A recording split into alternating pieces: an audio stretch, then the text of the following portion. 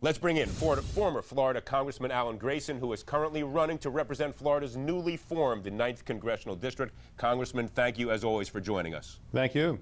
So how did last night's debate affect Florida voters? It is still listed, Florida that is, in a toss-up category, although it seems to be leaning towards Mitt Romney right now. Why is that, and do you think the president made any ground up last night?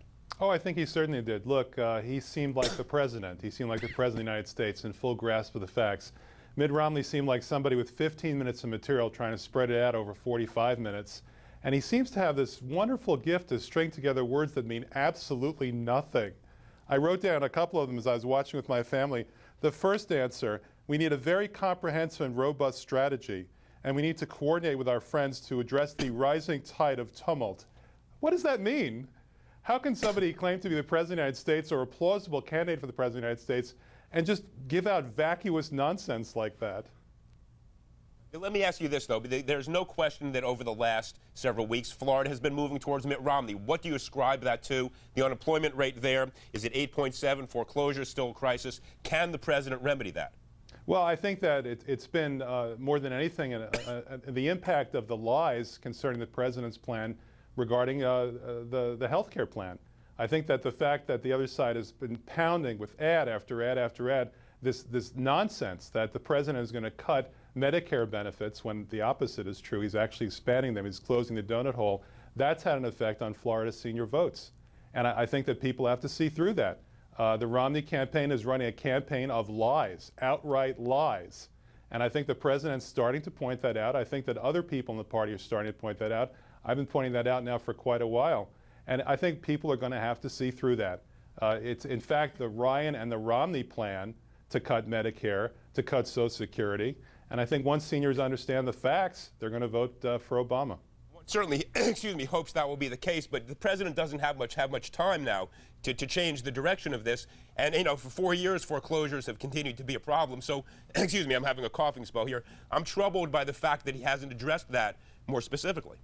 Well, I think you're right. I think the president understands that. That's why you saw a difference between the first debate and the second and third debates. He realizes that in order to beat those lies, he has to confront them. He has to call them out. And I'm pleased to see that he's finally doing that. I'm also pleased to see that the Democratic Party is doing that.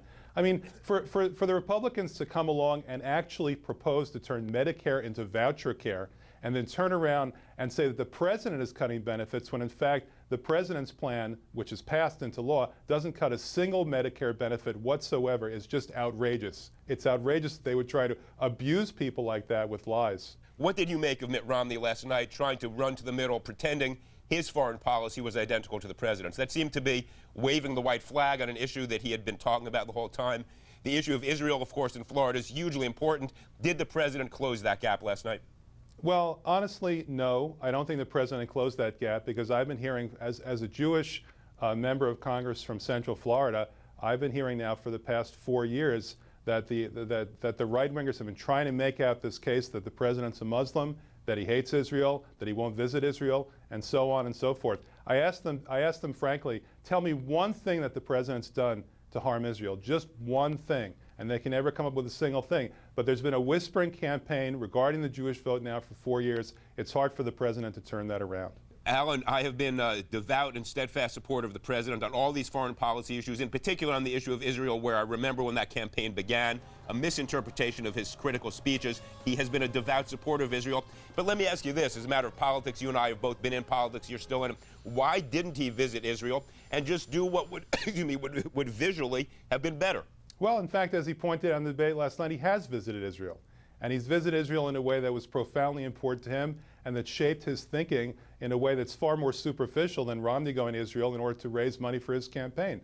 So I applaud him for that. I agree with you that the president went there, and as you pointed out, he went to Yad Vashem, which is the great memorial to the Holocaust, and I'm sure that was moving for him. But excuse me, over the last 4 years, why did he not set foot in the state and say to the American Jewish community, I understand how significant this is. As your president, I am here right now. I wish he had done it. I think it would have eased his capacity, increased his capacity to win the state of Florida, and that would be the end of the presidential race. Well, listen, it's one more reason for 4 more years. He'll have 4 more years to do it shortly. I certainly hope that is the case. Former Florida Congressman, current congressional candidate Alan Grayson, thank you for your time tonight. Thank you for bearing with me as I had a coughing fit on the air here, but it in no way reflects anything other than complete support for your positions. Alan, thanks for joining us.